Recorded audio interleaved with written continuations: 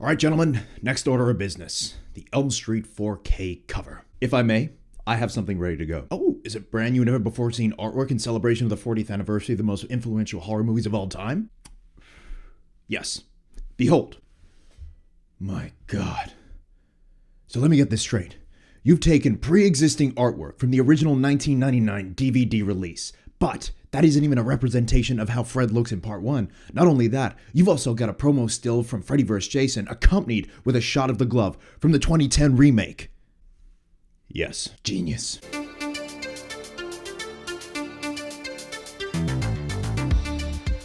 I hope that made someone laugh. Hey guys, welcome back to a brand new video here on the channel, and this is a Elm Street 4K update and a bit of a cheeky rant. I'm sure you've seen the photos doing the rounds of the newly revealed artwork for the Nightmare on Elm Street, the first Nightmare on Elm Street 4K release. It's finally coming to 4K in November. Pre-orders went up a couple of months ago, but there was no artwork released at this time. So myself, Christian of Planet CAHH, a lot of other physical media collectors have been dying to see what this artwork looks like. Because the way it was spun, it was going to be fresh, it was going to be new, it was going to be original. Hell, there still might be original pieces to be released that accompany this set, whether it be digital, who knows. But here we have the steelbook release and the regular 4K release. And I can honestly say this is one of the most laziest attempts of doing cover art for a film that's so influential and a big deal to a lot of people. And yes, I'm fully aware that I am a grown man cracking the shits about some artwork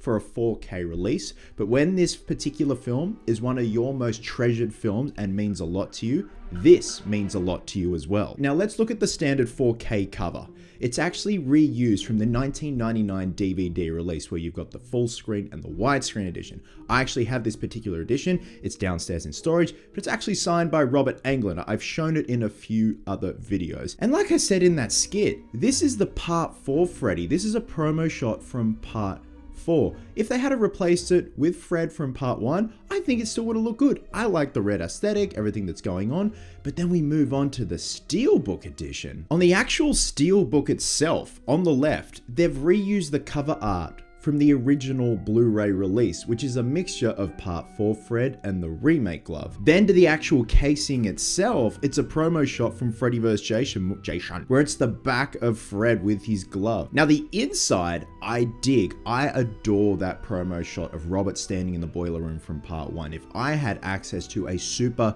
high-res negative of that, I would love that frame. I just think it's such a beautiful shot, and it's also the genesis of Fred Krueger. It's the first cab off the rank, the first look we see of Fred, and just how Robert became Freddy. I just love this shot. Now I will give the base cover this. I like those burgundies and oranges, those lines that where the logos stand. Now I know this particular logo was used on the main theatrical poster, but I would have loved them to included the OG logo, the one we see in the film after Fred builds his glove, accompanied with those hard lines, the slash marks, and the vintage soiled look, but replace that promo shot of Freddy vs. Jason with the OG poster or the alternate UK poster, taking advantage of those beautiful blues on both posters. When my friend Christian over at Planet CHH posted this on his Instagram, I thought he was having a land. I thought he was joking, but this is apparently the final art, the final cover art for the regular release and the Steelbook release. Now,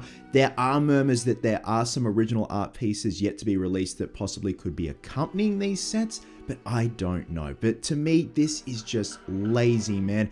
We had such good artwork with the Halloween 4K releases. I would love Elm Street to get that treatment. Go back to the drawing board, do something unique, something that represents how Fred looks in part 1, and not using a mixture of part 4, Freddy vs. Jason, and the fucking remake glove, man. You know me, guys, I try and see the good in everything, but for fuck's sake, this is just lazy. I mean, look, even on the Infinifilm edition, that's part 4 Fred. Hell, you guys could have even recreated the beautiful look of the original VHS that was released here in Australia with the bloody cover. Like, again, taking advantage of the nice blues. Blue and Fred seem to work well together. Now, I actually got these high-res photos of the artwork from a forum. So someone even said you would think these these studios who are struggling financially would put something out there that people want to buy. Don't get me wrong, I am stoked we are getting a 4K release. And that's what it's all about at the end of the day. How good this thing is going to look in 4K, hopefully.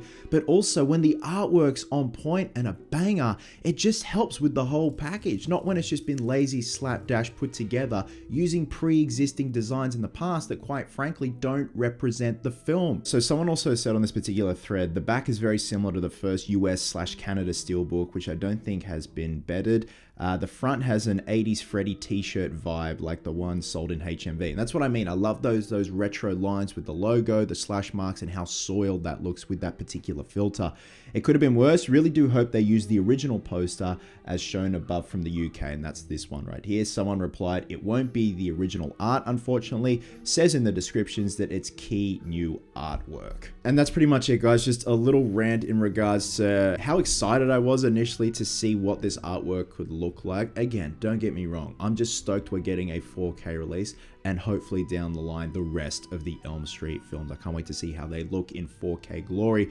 But at the same time, man, when you're utilizing stuff that doesn't represent the character in that particular film, it just doesn't complete the package when you're a hardcore fan, when these movies mean a lot to you. Case in point, like I said, we got some beautiful artwork for Halloween and Friday the 13th. Even the Texas Chainsaw Massacre. Like, I would love some original hand-drawn artwork from a particular artist that really goes above and beyond. Like, we even had Nathan Miller doing stuff for NECA with the box covers of Fred and stuff like that. And that is a damn good representation. It's stylized and I love it. So guys, if you do plan to get the 4K version of A Nightmare on Elm Street and you've seen this particular artwork, drop a comment below, let me know your thoughts. How would you do this particular design? Like I said, I'd love the original or the UK poster, still accompanied with those hard edge retro lines in that particular filter, but I'd swap out that logo for this logo, just keeping it really old school and getting that feeling of 1984.